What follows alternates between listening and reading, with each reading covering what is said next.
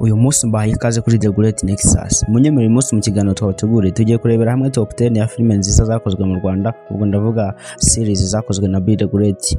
Mugende mwandika muri comment munahitemo mumbwire ngo iyi filime irakubiye. Muragenda mumbwa filime irenze cyangwa se filime yabaryoheye cyangwa se filime yabaye nziza. Nawe utarazireba izi filime harimo nyinshi ndi bubabwire, ubwo uzajya kwa DJ Zigwe cyangwa se uzanyandikire muri nomero yanjye mbashyira muri screen yo video irangiye ubundi bwo nzibahereza. Filime tugiye guhera kuri filime zakozwe mbere dusoze kuri filime zirenze cyane. Ubwo bivuze ngo icyo usabwa no kudakuramo video vuba kugira ngo nawe zose ubashe kuzumva, kugira ngo ubashe no gusobanukirwa byose muri rusange. Icyo ngusaba ni uri mushyashya mbere yuko dutangira kuri top 10 zacu, kanda subscribe wandike na comment umbwire ngo komereza aho musaza.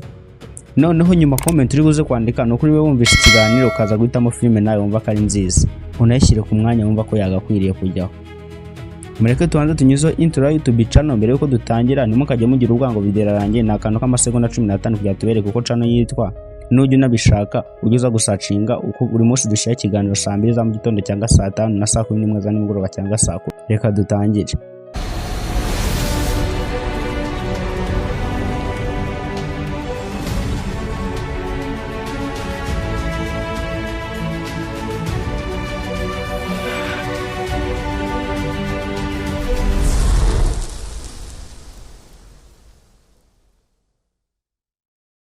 Uyu munsi turaje duhere kuri filime za mbere zakozwe, noneho turaza gusoreza kuri filime nziza nshyashya muri iyi minsi bari gukora. Umwanya wa 10 turasanga filime bita Dashing Youth.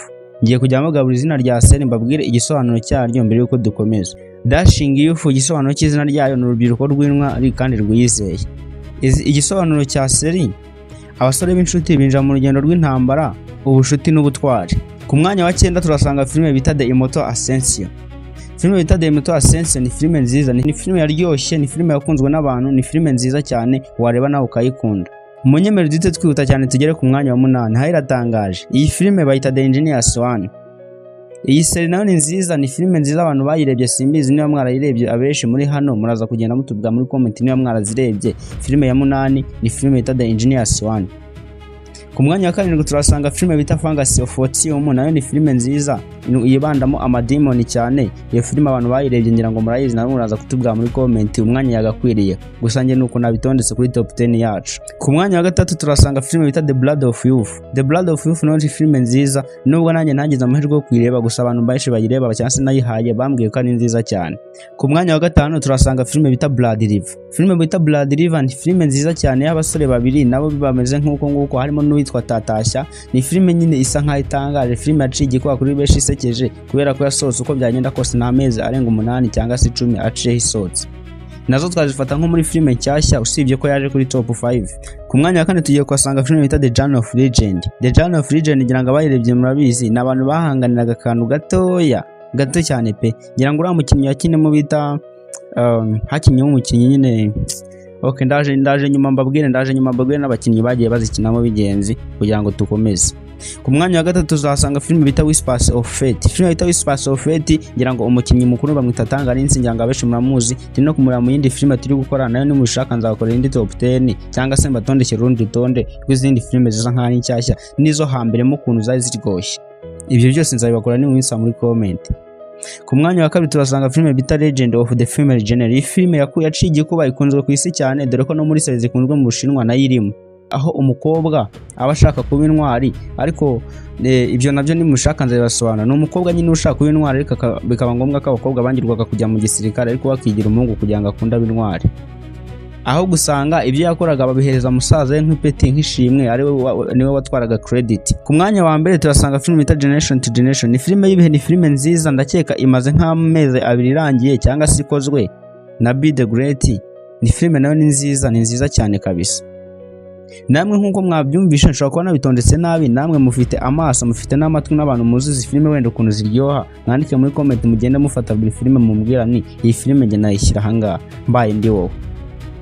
Ni mubishaka ndaza kubakora igice cya 2 cy'izindi filime. Murabizi mu Rwanda tumaze gukora filime tumaze gukora nk'amasera arenga 30 nangaye, kuko harimo na zira filime za Joy of Life n'izindi nkazo. Ibyo ni ubishaka nabyo ndaza kubibakorera, gusa ariko ntugende udakanze like kandi na subscribe, hanyuma wandike na comment. Ibyo bintu ibintu by'ingenzi cyane kugira ngo menye icyo nzabakorera cyangwa ikintu mukunda. Guhitamo byo ni ibyanyu. Reka dusoze iki kiganiro tureke gutinda, hanyuma ubwo tuzabona muri video izakurikira. Ico cyakora tuzahera kuri izi filime mbanze mbabwira abakinnyi bakuru b'ingenzi bari bayirimo.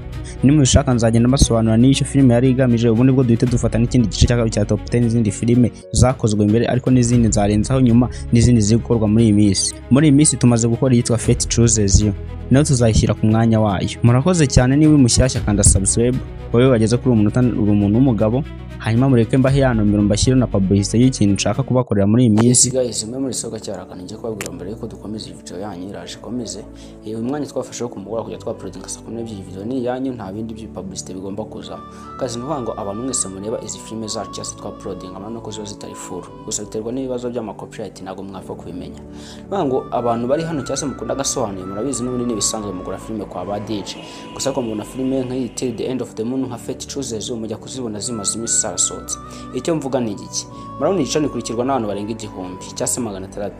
Ufashe nomero yanjye ngo muri screen ukanyandikira ndi gushaka abantu 600 bugoreza filime ku mafaranga make cyane, filime cyashya gusa, seri nyine cyashya z'inkota gusa, inshyashya gusa. Wango nkaba mfite abantu bari muri group kwabo nkajya uko zisotse nkajya nzibashyiraho nkabaca amafaranga make, kuko urabona season ni 3,000 citangira. Uyiguze kwa boss baguca episode imwe guca 1000, ariko nge nzabaganyiriza mbashye ku 1000 cyangwa se 5 bitewe n'ukuntu mungana, ariko bizaterwa nuko mwaje nyine mungana. Mubaye muri desa nabaca 1000 kugira ngo have amafaranga afatika cyase kugira ngo ntaza guhomba.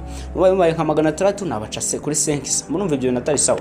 Fata nomero nyandikire mushyire muri group waba uri mu Burundi, Kenya, za Tanzania hose, Uganda, nta kibazo tuzabibakorera kuri 5 abantu 600. Niyo mwabijyumba nzagenda mbagabanyiza nyine bitewe nuko mwaje muri beshi. Rero ujya kwa DJ uvanga ibiki nanjye vuneza imbere njye mbariza filime zigisohoka direct muhita mugomba kuzibona. Asi sawa.